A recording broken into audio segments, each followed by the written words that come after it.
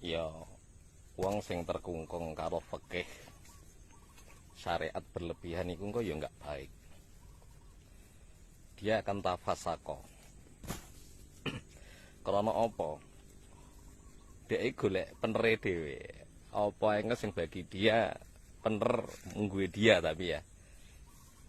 Tapi untuk yang sebaliknya menghakimi sak karepe dhewe juga.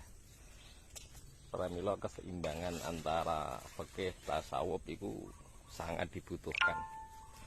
Wong sing terlalu ketasawufen kuwi engko ya akan terkungkung ya enggak apik.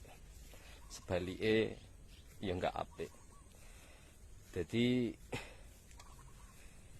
hati-hati teman-teman sing kulino menghakimi orang itu yakin kefikian deh rumangsa apik iya ta, dengan ilmu yang dipelajarinya itu nggak bisa mengontrol diri, ego ya.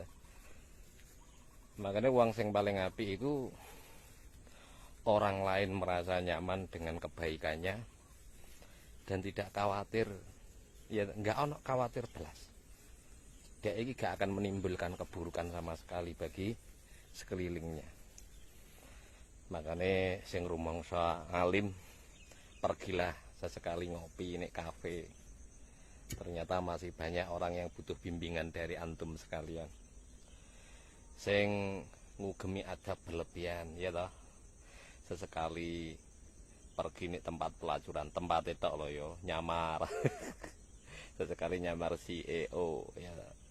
Jadi wong seorang preman, rasane nek pasar, rasane jadi wong nakal. Ini sekaligus bisa menetralisir pikiran dan hati agar supaya berada di posisi nek tengah-tengah.